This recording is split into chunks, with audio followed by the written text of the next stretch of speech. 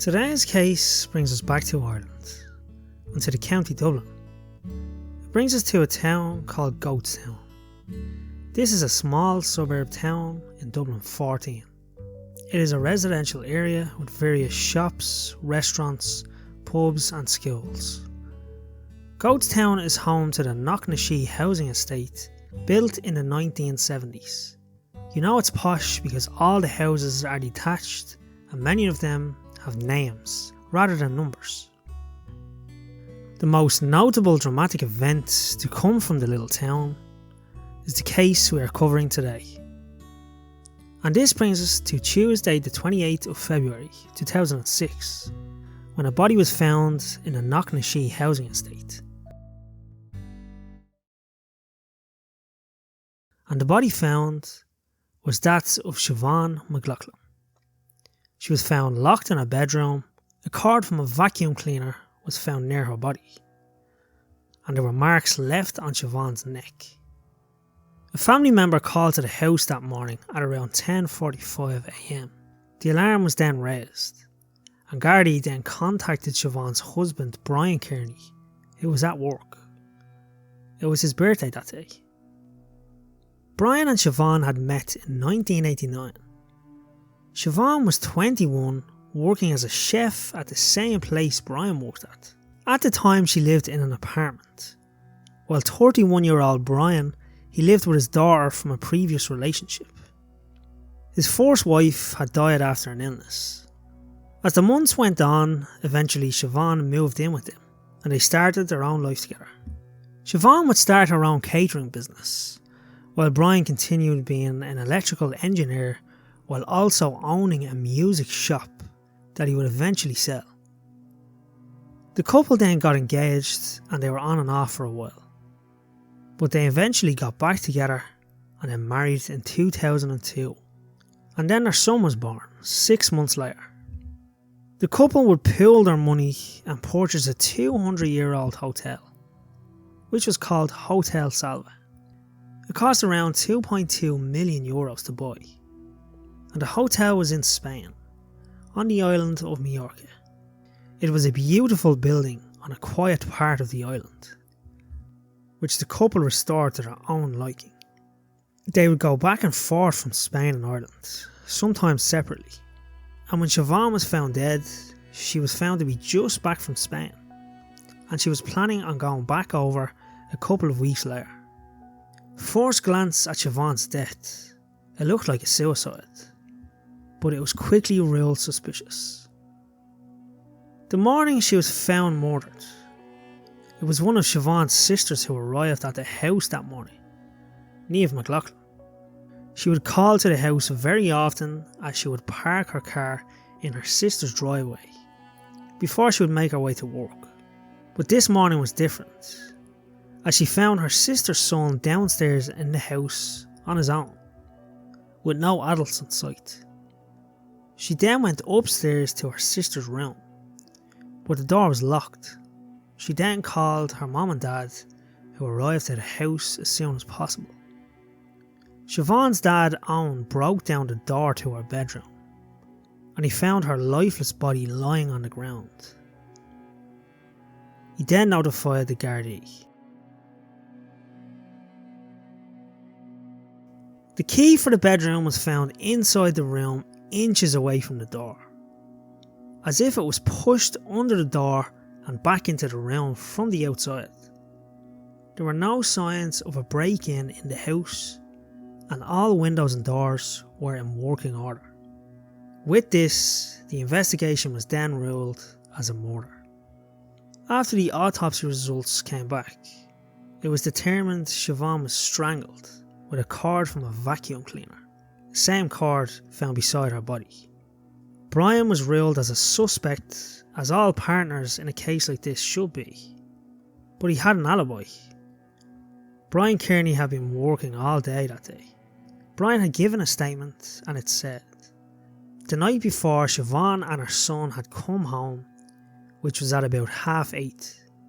Brian had put their son to bed and then went to sleep in the same room with him. Brian and his son then woke at 7 am, had some breakfast, and Brian went upstairs to brush his teeth.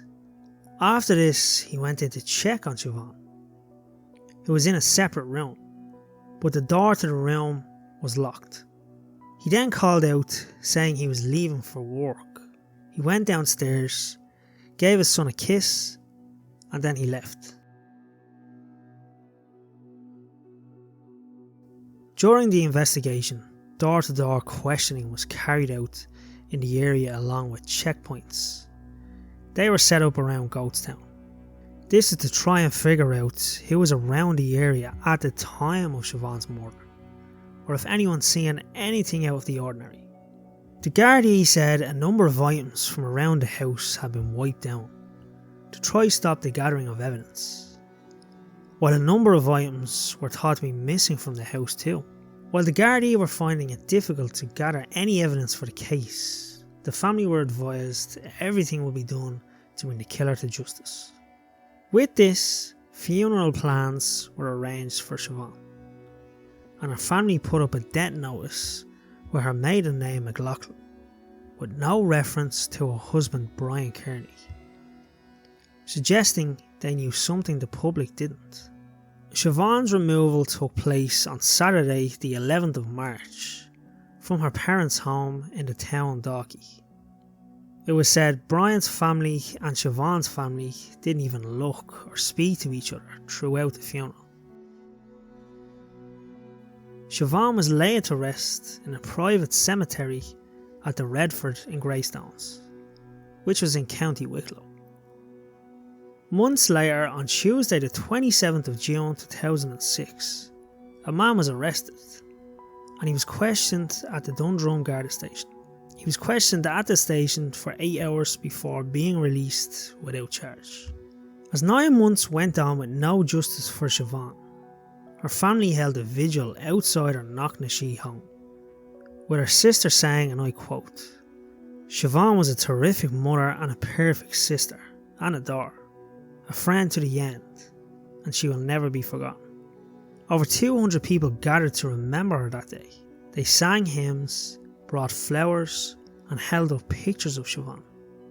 More months would pass with a 1-year vigil held for Siobhán, and still no justice for her. But that was all about to change, as on the morning of the 30th of May 2007, an arrest was finally made in the case, and the man arrested was Siobhán's husband, Brian Kearney.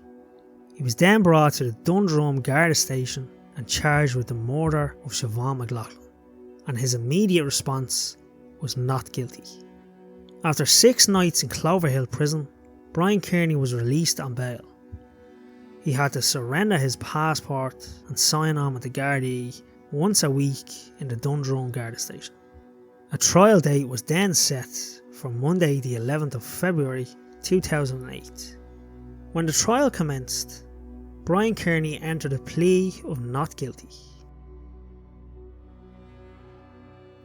After issues with the jury, the court proceedings were postponed until the following week, and when they would finally go ahead, Siobhán's family took to the stand explaining what had happened the day her body was found, and the weeks and months leading up to her murder. When Deirdre, Siobhán's mother, took to the stand, she said when she broke the news to Brian that Siobhán was dead, he responded by putting his hands in his head saying, "Oh God, oh God." She continued saying Siobhán was in the process of leaving Brian just before she was murdered. They were having difficulties in their marriage, and Siobhán was said to be looking for a solicitor to talk about the options available to her. Deirdre also testified that in 1999, Siobhán was treated in a psychiatric hospital for 5 days. She was stressed with work and she ended up having a mental breakdown. However, Siobhán had gone back to work straight away. In the court, it was said the breakdown was due to her relationship with Brian. But this wasn't the case, as they were not together at the time, and the couple were on their break at this time. One of Siobhán's close friends, Anne, also gave evidence. She told the court she had known Siobhán for 8 years and she didn't believe for 1 second she would have taken her own life. The two had met a day before Siobhán's death. They met in Dublin City where they had a coffee and a catch-up. After this, they went to Anne's apartment and they had some dinner. And another friend of Siobhán's, Carol, also spoke up, saying they knew each other for 20 years and she had seen Siobhán a week before her death. She noticed she was in great form, but she wasn't wearing her wedding ring. She knew Siobhán was having troubles in a relationship, but she found this odd. During the trial, a forensic scientist took to the stand, and he said he discovered damage to the top of the door in the room Siobhán was found in, and he found an indent, described as a shallow groove.